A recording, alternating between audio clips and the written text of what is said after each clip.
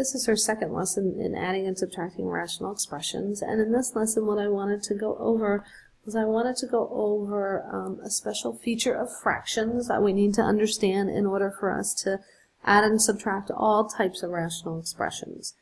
Alright, so you have seen things in your rational expressions, I'm sure, that look like this.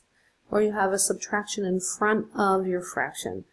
Well, let's talk about that, because that's equivalent to two other ways of writing fractions. You can have your subtraction in front of your fraction. That is equivalent to having a negative a over b, which is equivalent to having a over negative b. So if you find that you have any one of these expressions in your rational expressions that you're adding and subtracting, you can always change it into a different form. So for instance, if I had something like a over b plus c over negative d, the first thing I would do is I would take this negative, this guy right here, and I would move it up in front of my fraction. So I would replace, say, a plus negative CD, and we know that adding a negative is like subtracting a positive. So I would actually replace my addition sign with a subtraction sign. Okay, so that is allowed when we're working with rational expressions. So I just wanted to go over that because we're going to have to use that in both of these examples. So let's get started.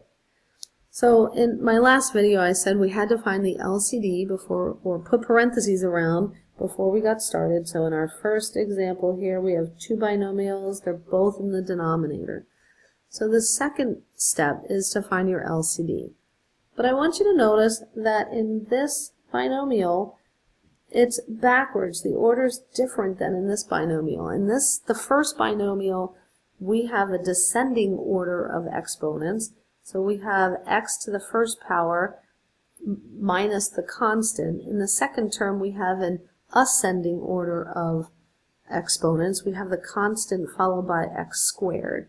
So in most cases, we make sure that our order stays the same. So I'm going to go ahead and rewrite that second fraction with my order in descending order, because I like my x's first. So in this example, our x squared is negative, so we need to make a negative x squared, and our 16 is positive.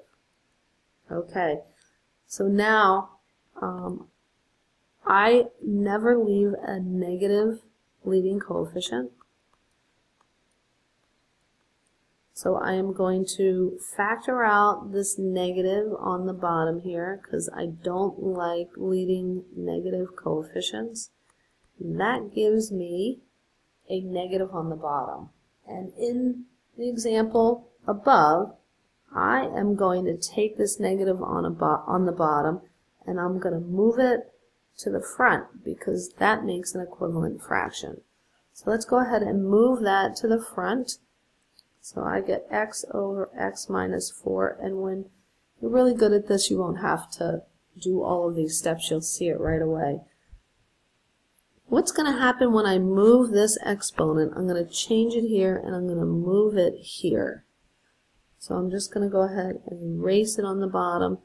What is the negative of a negative?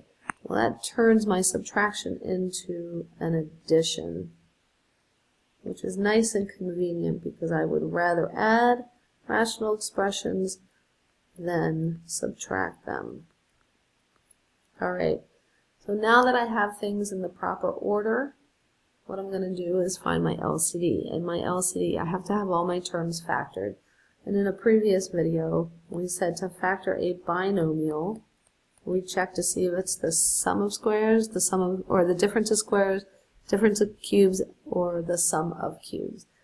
And if I take a look at my factors of this, they're both perfect squares, and I have a difference. So I'm going to factor that according to my difference of squares formula.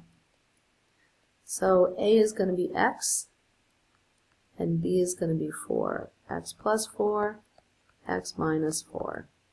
Okay, so I think we're ready to find our LCD. We've done a lot of work and we haven't even found our LCD yet. If we walk down our factor list, our unique factors, we have an x minus 4 and an x minus 4. That's one of the factors of our LCD. The other factor is an x plus 4.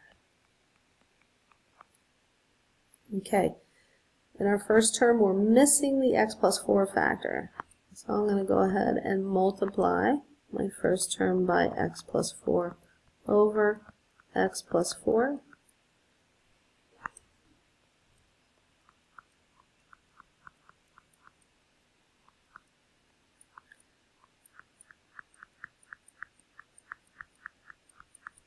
Okay, so now this is where I'm going to go ahead and distribute this x across both of these terms.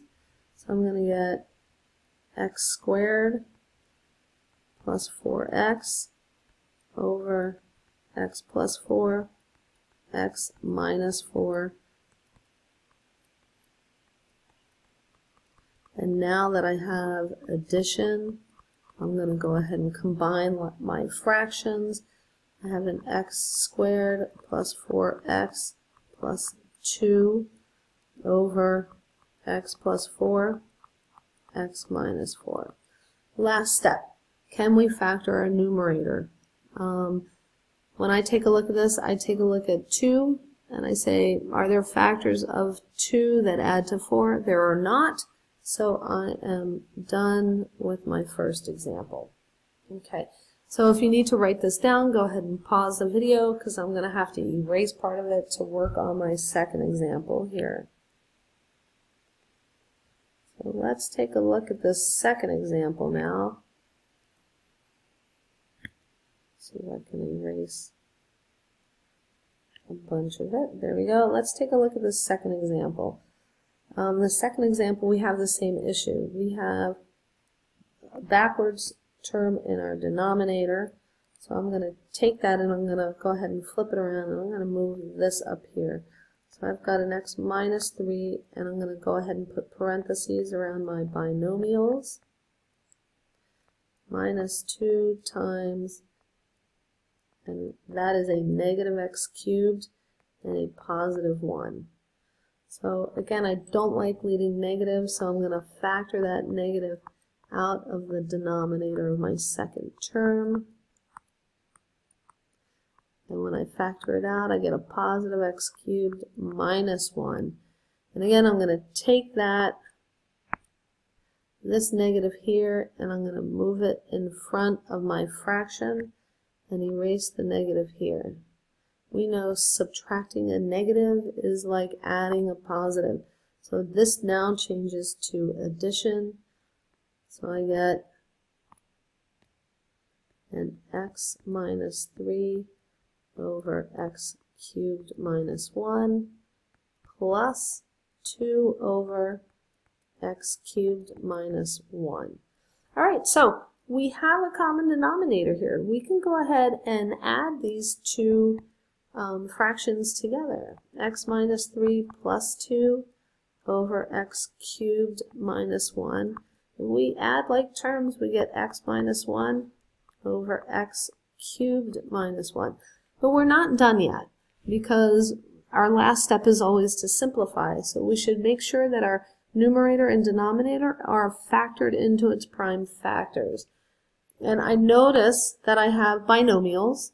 In my numerator, it's x minus 1. I don't have perfect squares or perfect cubes, and I don't have a common factor, so x minus 1 is prime. But in my denominator, I notice I have a perfect cubed minus a perfect cube.